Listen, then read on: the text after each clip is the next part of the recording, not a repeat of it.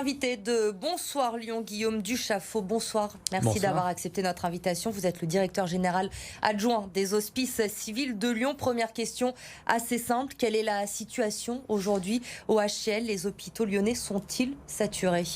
Alors, les hôpitaux lyonnais et les hôpitaux du territoire autour de Lyon ne sont pas saturés. Par contre, le constat que nous faisons, c'est celui que vous annonciez il y a quelques secondes, c'est-à-dire celui d'une aggravation de la situation. Aujourd'hui, dans les hôpitaux de Lyon, les cliniques de Lyon et au-delà de Lyon, dans le Rhône et le nord de l'Isère, on a un peu plus de 1300 patients qui sont hospitalisés pour une infection à la Covid-19. C'est 600 de plus que lundi dernier, le 19 octobre. Je le redis, 1300, c'est 600 de plus que lundi dernier. Donc c'est un chiffre très élevé qui met tout le système de santé sous tension, de la médecine de ville jusqu'à l'hôpital et dans les cas les plus graves jusqu'à la réanimation.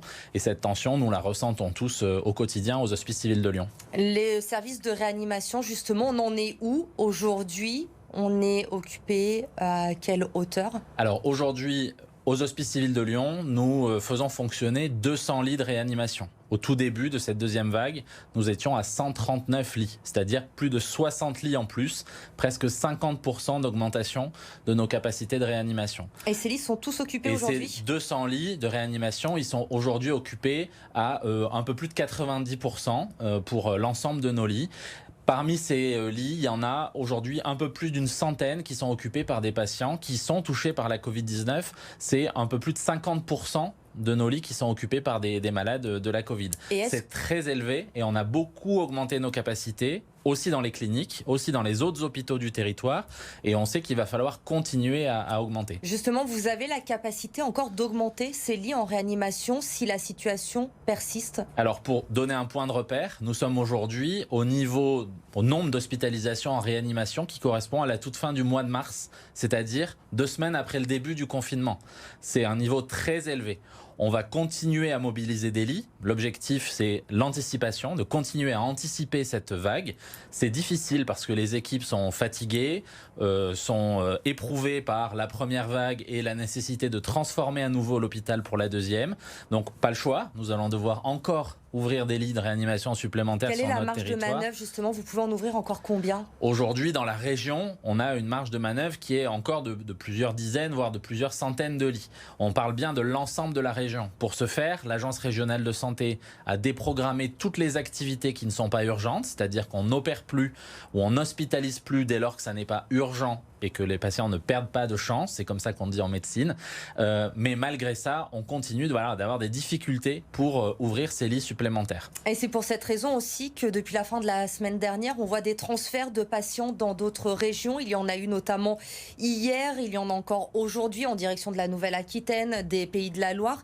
C'est une solution tout de même qui est temporaire, j'imagine, ces transferts de patients, puisqu'on le voit, contrairement à la première vague, cette fois, c'est tout le territoire qui est touché. Et à un moment donné, on pourra peut-être plus transférer les patients ailleurs.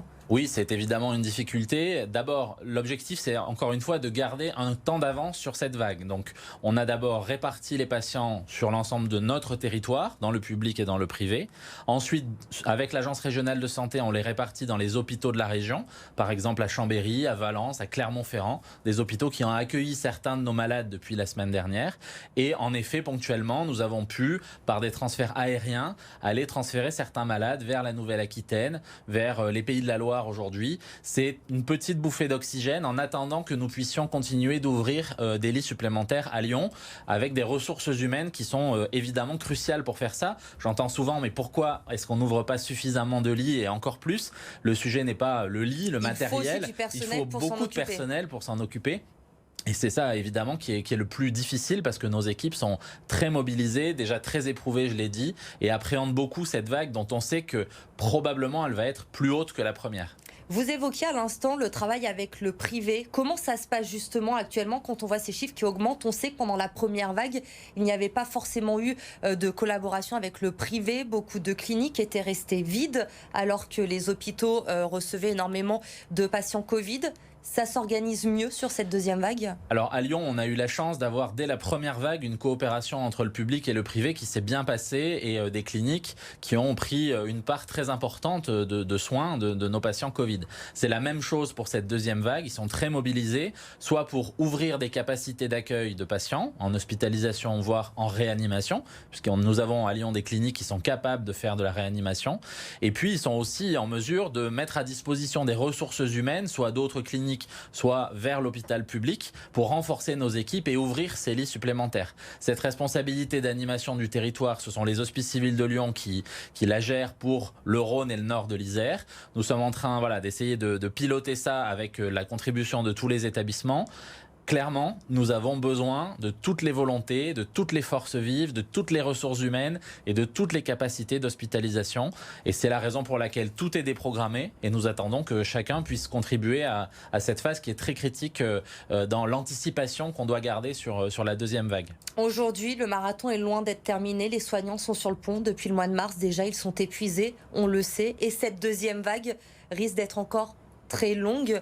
Est-ce qu'elle sera pire que la première? C'est ce que vous constatez également, comme le disent beaucoup de médecins aujourd'hui. Ce qu'on constate aujourd'hui, c'est qu'on est au niveau d'hospitalisation et de réanimation de la fin mars, voire de la début avril pour les hospitalisations. Alors qu'on est au début de l'hiver. Et on est au début de l'hiver.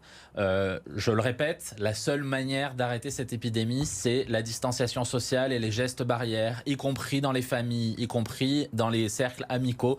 C'est très important, quel que soit l'âge. Donc je le redis et je le redis, c'est le plus important. Bien sûr, on s'attend à une crise qui va être longue. On va évidemment adapter notre positionnement en fonction des mesures et du durcissement des mesures qui seront décidées par le gouvernement. Mais nous nous attendons à une crise de plusieurs semaines encore, plusieurs mois bien sûr. Et nos équipes ont besoin du soutien de l'ensemble de la population. Bien sûr par les applaudissements qui ont lieu au printemps et ils résonnent encore dans le cœur de beaucoup. Mais surtout par le respect des gestes barrières et de la distanciation sociale. C'est extrêmement important pour stopper cette croissance exponentielle de l'épidémie. Le durcissement des mesures, justement, il devrait arriver d'ici la fin de la semaine. On parle d'un couvre-feu avancé, peut-être à 19h, 18h, 17h.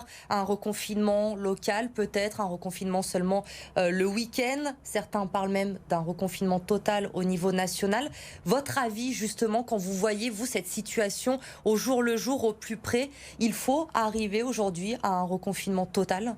Alors moi je me garderais bien de prendre des positions ni épidémiologiques ni politiques, puisque vous le savez c'est un débat qui est extrêmement compliqué, notamment avec le lien avec le fonctionnement de l'économie et de la vie sociale, des écoles, etc.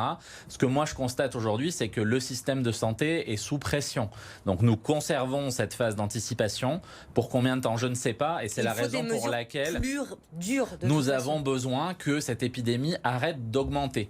Et toutes les mesures qui permettront que cette épidémie arrête de croître, de se diffuser dans la population, peut-être en effet en diminuant malheureusement encore les interactions sociales, en diffusant des gestes barrières qui sont encore plus durs, et on mesure tout ce que ça veut dire pour les familles, pour les amis, pour aussi la vie sociale. Mais malheureusement, ce que nous constatons aujourd'hui dans les établissements hospitaliers, c'est grave. Nous faisons face parce que nos équipes sont formidables, elles sont mobilisées tous les jours, dans les hôpitaux et dans les cliniques, sur tout le territoire, mais il faut les aider, et les aider notamment par des freins à l'épidémie, et notamment les gestes barrières. Merci beaucoup, Guillaume Duchafaud, d'avoir été notre invité ce soir sur le plateau de BFM Lyon.